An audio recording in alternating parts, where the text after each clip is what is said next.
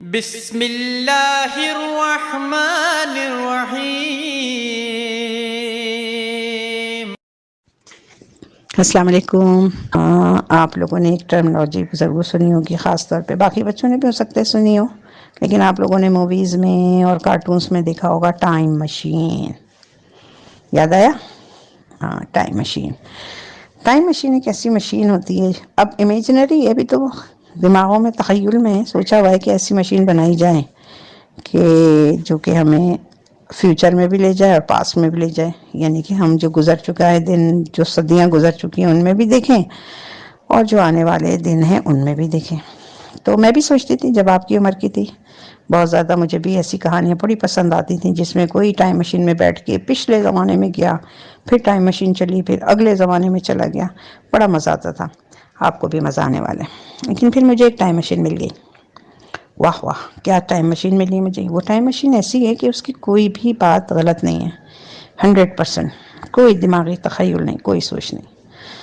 حیرت ہو رہی ہے؟ ہاں جناب، یہ ٹائم مشین ہے ہمارا قرآن پاک، اللہ تعالیٰ کی پاک کلام جو محمد صلی اللہ علیہ وسلم پہ اللہ نے اتاری، وہ ہے وہ ٹائم مشین جو ہمیں ماضی میں لے جائے گی، جو ہمیں مستقبل کے نظارے کرائے گی، جو ہمیں حال کا آئینہ دکھائے گی، بتائے گی کہ دیکھو تم لوگ یہ کر رہے ہو۔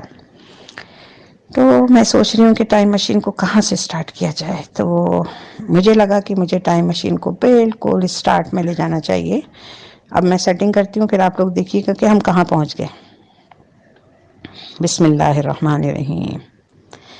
یہ تو زمین ہے، یہاں جنات ہی جنات نظر آ رہے ہیں، جنات مرد ہیں، جنات عورتیں ہیں، جنات بچے ہیں، کھیل رہے ہیں، کود رہے ہیں۔ آسمانوں کی طرف نظر ڈالیں تو فرشتے ہیں، آ رہے ہیں، جا رہے ہیں۔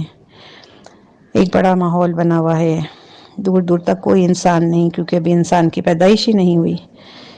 جنات کچھ بڑے شریر ہیں جو کہ ایک دوسرے سے جھگڑ رہے ہیں، لڑائیاں کر رہے ہیں، قتل و غارت گری ہو رہی ہے۔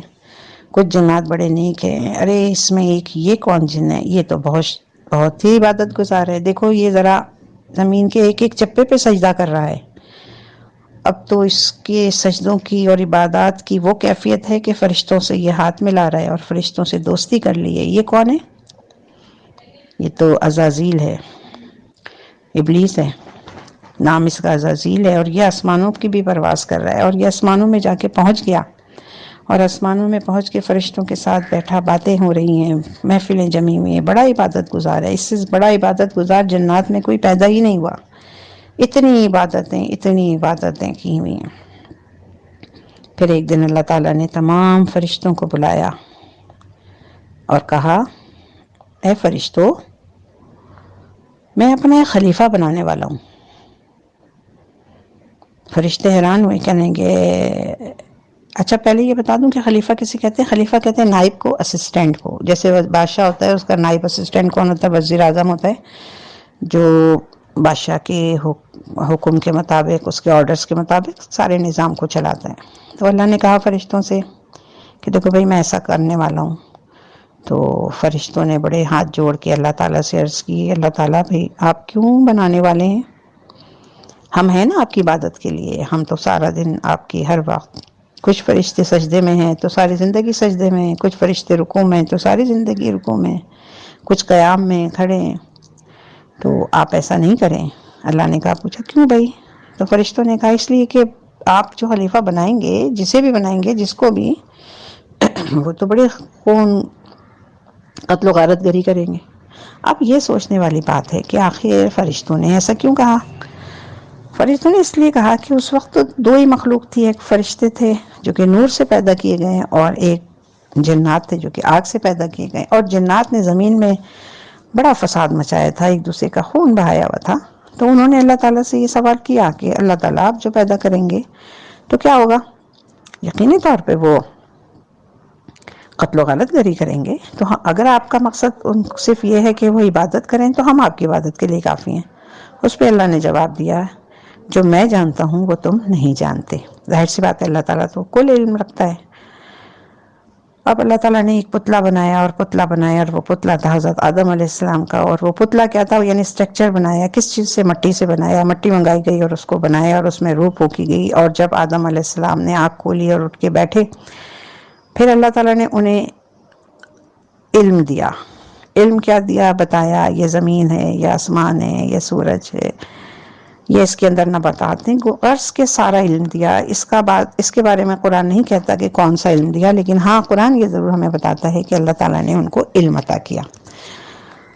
اس علم کے بعد اللہ تعالیٰ نے جب آدم علیہ السلام کی تیاری ہو گئی، ان کو علم دے دیا گیا، وہ بالکل ریڈی ہو گئے، تو اب ظاہر سی بات ہے جو چیز بنائی جاتی ہے پھر وہ دکھائی بھی جاتی ہے سب کے سامنے. تو اللہ تعالیٰ نے تمام فرشتوں کو بلایا، آ جاؤ بھائی، سب آ جاؤ، جمع ہو جاؤ. سب آ کے جمع ہو گئے اور بڑی حیرت سے دیکھنے لگے کہ یہ کیا چیز بنائی ہے اللہ نے جو کہ اس طرح سے نظر آ رہی ہے. اللہ نے کہا کہ فرشتوں، یہ آدم ہے. انٹروڈکشن کرایا کہ یہ میرا خلیفہ ہے، میں نے اسے بنایا ہے. تو اب فرشتوں سے کہا کہ اے فرشتوں، تمہیں یہ چیزوں کے نام معلوم ہے؟ یہ جو چیزیں بنی ہوئی ہیں، یہ زمین آسمان، یہ سب کو کا علم جانتے ہو؟ فرشتوں نے کہا نہیں، ہم تو بس وہی جانتے ہیں جتنا آپ نے ہمیں سکھایا ہے، اس سے زیادہ ہمیں نہیں معلوم. پھر اللہ تعالیٰ نے حضرت آدم سے فرمایا کہ اچھا بھائی چلو سب کو بتاؤ تمہیں کیا کیا آتا ہے. تو حضرت آدم علیہ السلام نے سب کچھ بتا دیا. سورہ بقرہ میں آیات موجود ہیں اس سلسلے میں، اگر آپ ترجمہ دیکھیں تو آپ کو باقاعدہ یہ ڈائلاگس اور یہ ساری باتیں ملیں گی. تو حضرت آدم نے جب ساری کچھ بتا دیا تو اب اللہ نے فرشتوں کو حکم دیا. اب کیونکہ ان فرشتوں میں کون بھی تھا؟ عزازیل بھی شامل تھا، وہ بھی فرشتوں کی طرح کے بیٹھا تھا، ساری محفل دیکھ رہا تھا. تو اللہ تعالیٰ نے حکم دیا کہ اب تم لوگ اس کو سجدہ تعظیمی کرو. وہ والا سجدہ نہیں کرو جو ایک رب کے سامنے کرتے ہیں، بلکہ کہا جیسے تعظیم میں جھکتے ہیں ایسے سجدہ کرو. تو تمام فرشتے جو تھے وہ سجدے میں گر گئے اور سجدے میں جھک گئے اور کہا کہ اللہ کا حکم تھا. ظاہر سی بات ہے فرشتے ہیں، اللہ کا حکم مانا، سوائے ایک کے. وہ کون تھا؟ عزازیل. اس نے سجدہ نہیں کیا. اب اللہ تعالیٰ کو بڑا غصہ آیا کہ میں نے تو میرے حکم کو نہیں مانا. تو پوچھا کہ بھائی تم نے ایسا کیوں نہیں کیا؟ میں نے تم سے نہیں کہا کہ سجدہ کرو. تو اس نے کیا جواب دیا؟ اس نے جواب دیا کہ میں تو اس کو سجدہ نہیں کروں گا. پوچھا کیوں نہیں کرو گے؟ میں اس کو سجدہ اس لیے نہیں کروں گا کہ یہ مٹی سے بنا ہے اور میں تو آگ سے بنا ہوں، اور آگ کو مٹی پہ فوقیت حاصل ہے، آگ تو بڑی عظیم چیز ہے. تو اللہ تعالیٰ کو اس کی یہ بات سخت ناگوار گزری. کون سی بات ناگوار گزری؟ نمبر ایک بات ناگوار گزری کہ اس نے اللہ تعالیٰ کے حکم عدولی کی، یعنی اللہ کے حکم کو منع کر دیا. اور دوسری بات یہ کہ اس نے تکبر کیا، اس کے اندر غرور آ گیا کہ میں افضل ہوں، یہ افضل نہیں ہے. تو اب اس وقت اللہ نے اس کو کیا کہا کہ تو یہاں سے رجیم ہو جا. رجیم یعنی کہ لعنت ہے تجھ پر آج کے بعد سے. اور اللہ تعالیٰ نے اس کو ملعون قرار دے دیا، اس پہ لعنت کری.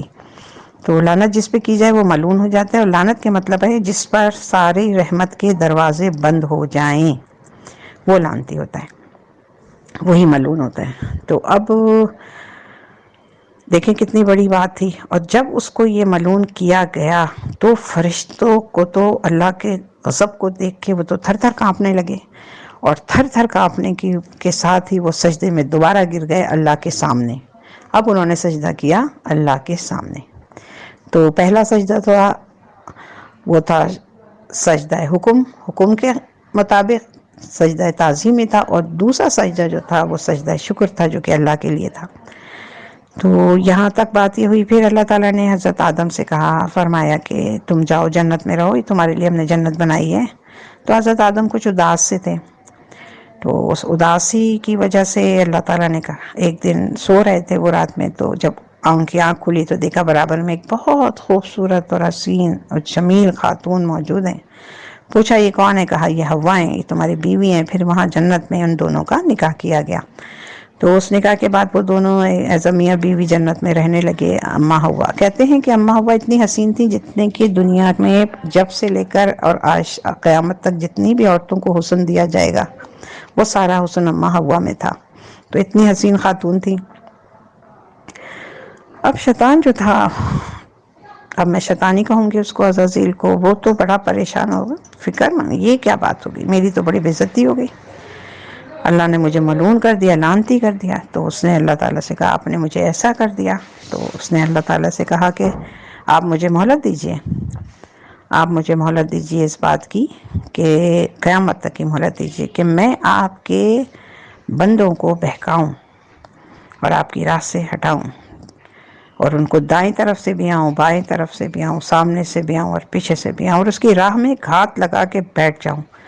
تو اللہ نے کہا کہ ہاں، جو لوگ تیری راہ پہ چلیں گے تو تجھے بھی اور ان لوگوں کو جو تیری راہ پہ چلیں گے ان سب سے جہنم کو بھر دوں گا، اور یاد رکھو جو میرے نیک بندے ہیں وہ کبھی تیرے بہکاوے میں نہیں آئیں گے۔